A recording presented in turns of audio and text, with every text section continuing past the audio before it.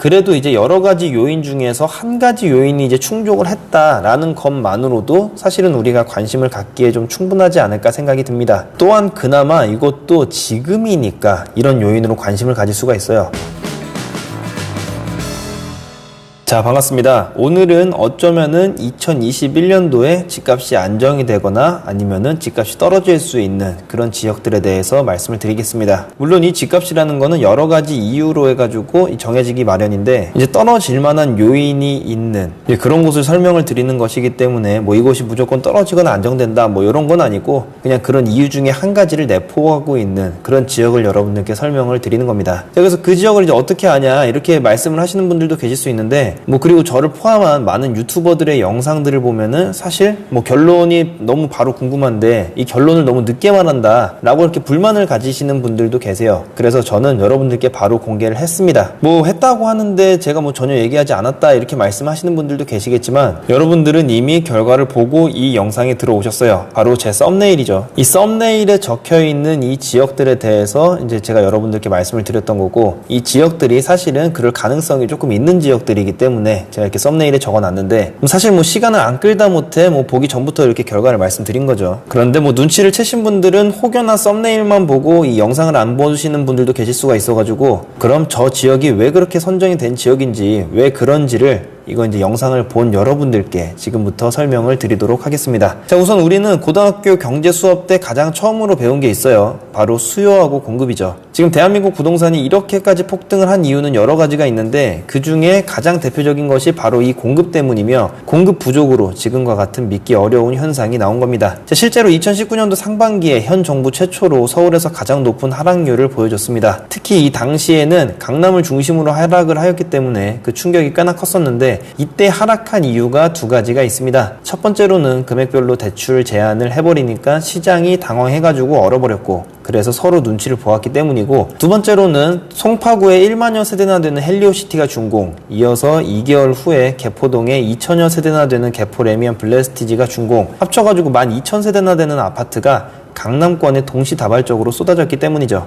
거기다 이제 하반기 같은 경우에 강동구에도 엄청난 물량이 나올 것으로 이제 예고가 돼 있었고요. 9.13 대책으로 눈치 보는 분위기가 아니었으면은 당시 그렇게까지 큰 폭으로 떨어지진 않았을 것 같은데 원래 3억만 떨어질 것이 3억 5천까지 이제 떨어지게끔 만든 것은 이 대출 규제의 영향이 컸습니다. 그러나 3억이 떨어지게끔 만든 그 공급량, 이 공급량이 사실은 핵심입니다. 자, 그렇다면 오늘 제가 소개해드릴 지역은 어떤 지역인지 아마 대충 감이 오실 겁니다. 바로 공급량이 많은 그런 지역을 찾아가지고 여러분들께 설명을 드리는 그런 지역들이죠. 자, 근데 공급량이 많다는 거는 사실 상대적입니다. 인구 20만 도시에 1만 세대가 들어서는 것과 50만 도시에 1만 세대가 들어서는 것은 그 차이가 있기 때문입니다. 그러나 현재 20만이더라도 개발 계획 등으로 확산 중인 1만 세대에 공급하고 정적인 동네에 1만 세대가 들어가는 것도 차이가 있기 때문에 무조건 인구수 대비로 따지기에는 조금 위험해요. 그래서 오늘 제가 소개시켜드리는 무조건 떨어지는 지역 이런 느낌이 아니라 제가 서두에서 말씀드린 것처럼 공급량이 많은 지역이기 때문에 관심을 갖고 보신다면은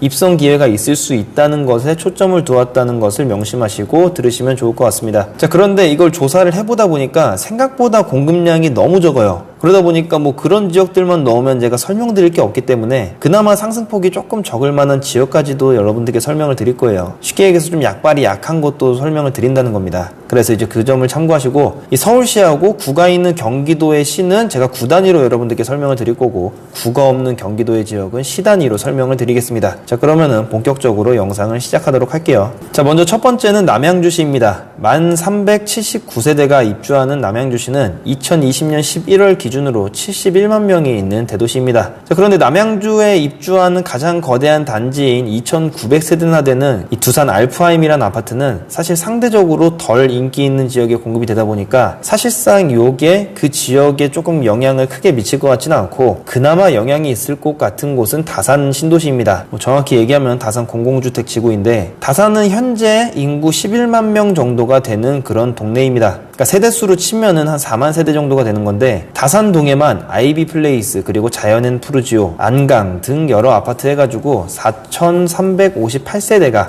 2021년도 1월과 7월 그리고 11월에 입주 예정이 되어 있습니다. 다산이 현재 남양주 집값을 끌고 가고 있기 때문에 다산의 공급량이 쏟아지면은 다산뿐만 아니라 다른 지역에까지도 영향을 미칠 정도로 이 다산의 파워는 막강한데, 사실 동시다발적으로 나오는 것이 아니어가지고 이게 그렇게까지 큰 영향을 미칠 것 같진 않고, 그래도 다른 지역에 비해 상승폭을 조금 지연시켜줄 수 있지 않을까 라는 생각을 하고 있습니다. 자, 다음은 하남시입니다. 2020년도 상반기부터 가파르게 상승했었던 이 하남시는 내년 한 해 총 8,462세대가 입주를 할 예정입니다. 하남시는 동네 자체가 작다 보니까 30만이 안 되는 지역으로 명성에 비해 가지고 비교적 소도시입니다. 통상 한 세대당 이제 3인을 잡는데 8,000세대면은 24,000명이나 되는 인구가 들어오는 것이기 때문에 현재 하남 인구의 10% 정도가 입주한다고 보시면 됩니다. 하남 입주는 주로 가밀에 몰려 있으며 포엘시티 C2, C3, 그리고 가밀 스위시티 B1, 3, 4블록 등이 있고, 미사에는 미사역 파라고니, 그리고 위례에는 북위례 힐스테이트하고 위례 포레자이, 그리고 최초의 신혼희망타운인 위례 신혼희망타운이 입주를 합니다. 다만 여기서 이제 눈치채신 분들은 눈치를 채셨겠지만, 사실 하남시에 들어서는 대부분의 아파트가 임대아파트 비율이 높은 공공분양 아파트입니다. 매매가 가능한 물량이 나와줘야지 이게 가격에 영향을 미칠 텐데, 꽤나 많은 물량을 쏟아내지만 내실 없는 물량이 늘어나기 때문에 크게 영향이 있을 것 같지는 않습니다. 거기다가 이게 공공분양이라 가지고 임대가 아닌 그런 분양 물건들도 몇 년간 아예 매매를 할 수가 없겠죠.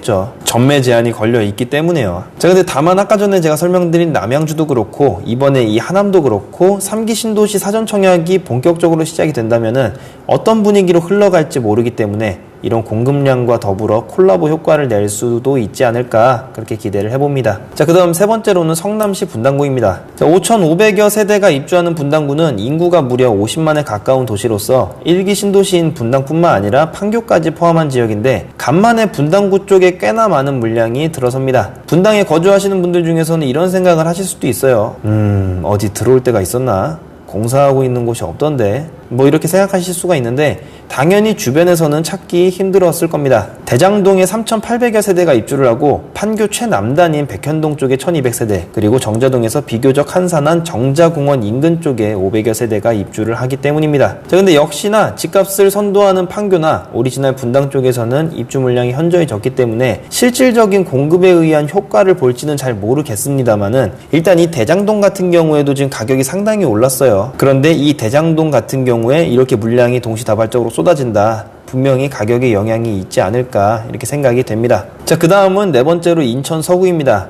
인구 54만 명 정도가 되는 인천 서구는 청라 신도시하고 검단 신도시가 있어가지고 유명한 그런 동네입니다. 특히 검단 신도시는 이제 미분양으로 이제 부끄러운 과거가 있었는데, 현재는 이곳의 신축 아파트 같은 경우에 없어가지고 못 가는 곳이 됐어요. 인천 서구에서는 6,400여 세대가 입주를 하는데, 이곳은 6월부터 9월까지 4개월 동안 6,000세대 정도가 동시다발적으로 입주를 해가지고 인근에 꽤나 영향을 줄 것으로 보입니다. 그리고 이 6,000여 세대는 한 곳에 집중 포화가 되는데 바로 검단 신도시입니다. 현재 상당한 프리미엄이 붙어있는 이 검단 신도시에 동시에 6,000세대가 나온다. 제가 봤을 때는 지금까지 말씀드린 지역 중에서 가격이 가장 흔들릴 가능성이 높은 그런 지역으로 보입니다. 자, 그 다음은 수원시 팔달구입니다. 용인하고 고양, 그리고 수원시는 경기도에서 유일하게 100만이 넘는 그런 초대도시입니다. 그리고 그 중에서 가장 많은 인구가 살고 있는 곳은 바로 이 수원이죠. 수원하면 삼성이 떠오를 정도로 삼성이 탄탄히 받쳐주는 그런 곳인데,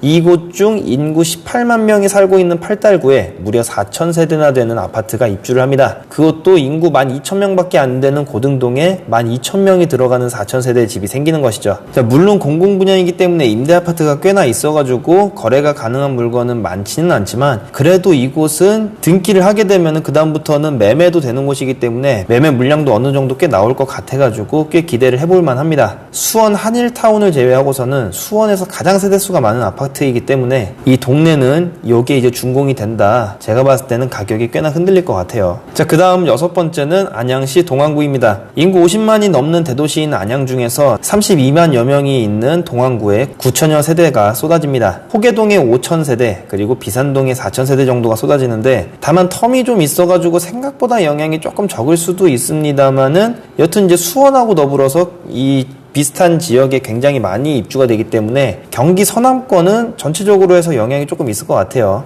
뿐만 아니라 다음번에 설명드릴 과천까지 포함한다면은 더욱 영향은 아마 커지겠죠. 7번째가 바로 과천시인데 꼴랑 6만 명밖에 안 되면서 말도 안 되는 영향력을 보이는 이 과천시는 2021년도에 7,000세대 정도가 입주를 하는데 무려 현재 살고 있는 인구의 3분의 1 정도가 되는 지역에 비해 어마어마한 공급량입니다. 물론 최근에 준공이 된 과천 센트럴파크 푸르지오를 포함한 세대수이긴 한데 상반기에 3,400여 세대 그리고 11월 12월에 3,300여 세대가 입주를 합니다. 아직까지는 제이드자이만 공공분양 아파트이고 이후에 과천에 들어서는 곳들은 과천 지식정보타운이기 때문에 대부분 임대아파트가 많이 껴있겠죠.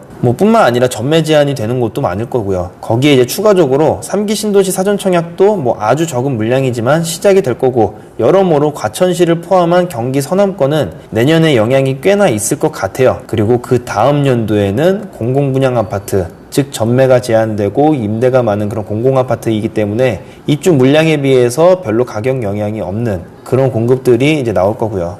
자, 그 다음 8번째는 서울입니다. 서울은 정말 아쉽게도 입주를 많이 하는 지역이 없어요. 그나마 강동 3,800여 세대하고 서초하고 강남이 3,200여 세대 입주하는 게 가장 많이 입주를 하는 겁니다. 이곳들을 간단하게 소개를 시켜드리자면은 강동은 하남, 그 중에서 미사 지역에 조금 영향을 주지 않을까 싶습니다. 지금 하남이 계속 오름세를 보이다가 잠깐 주춤하고 있는데 이런 시기에 강동의 임대아파트를 제외한 약 2,800여 세대가 입주를 한다면은 이 주춤세를 이어갈 수도 있을 것으로 보여요. 다만 잠깐 멈춘 사이에 하남이 상대적으로 저렴하게 되다 보니까 저평가 지역을 찾고 있는 사람들의 먹이가 되어가지고 공급량보다 수요가 초월을 해가지고 가격이 오를 수도 있을 것 같기는 한데 우선 하남 미사는 영향권이기 때문에 이런 점을 참고하시면 좋을 것 같고 서초하고 강남은 서초 그랑자이하고 DH자이 개포가 공교롭게 내년 6월하고 7월에 입주 시기가 겹치면서 개인적으로는 기대를 하고 있습니다만은 그러기엔 세대수가 조금 많이 모자라가지고 동네만 잠깐 주춤하고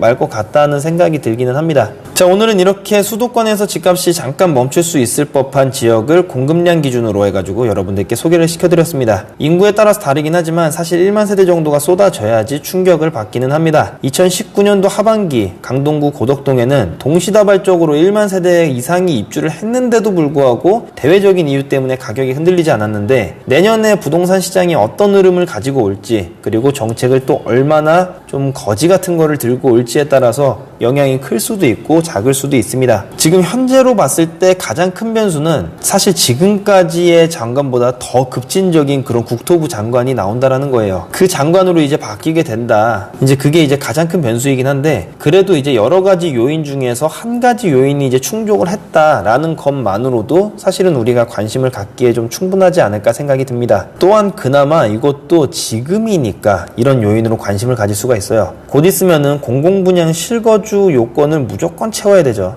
쉽게 얘기해가지고 앞으로 한 몇 개월 뒤에 입주하거나 한 1년 정도 뒤에 입주를 하는 것들 이런 것들은 이 공공분양의 실거주 요건이 있어가지고 매매도 안 되고 임대도 안 되고 쉽게 얘기해서 아무 의미 없는 공급량이 나오는 겁니다. 그런데 거기다 엎친 데 덮친 격으로 내년 2월서부터는 민간 분양이 하는 분양가 상한제 주택 아파트의 경우 실거주 요건이 다 들어가요. 당연히 전매 제한도 있고요. 그렇다라는 얘기는 공공분양이 됐건 아니면 민간 분양이 됐건 시장에 임대도 안 나오고 매매도 안 나온다 이런 말인데 아무리 공급량이 있더라도 요거는 이제 전혀 나중에는 영향사항이 아닐 수가 있습니다. 영향이 없으면 그나마 다행이죠. 시장에 매물은 안 나오는데 대규모 아파트는 들어와가지고 주변에 학원서부터 해가지고 기반시설이 막 확충이 된다. 그렇게 되면은 이 공급량이 많아진다라는 거는 반대로 가격이 오르는 그런 기이한 현상이 나오게 될 거예요. 자, 아직 늦지 않았습니다. 2021년은 집값이 잡히는 해가 될 수도 있고 더 오르는 해가 될 수도 있어요. 그건 아무도 확답은 할 수가 없겠죠. 그러나 이제 오르건 떨어지건 기회는 늘 주변에 있기 때문에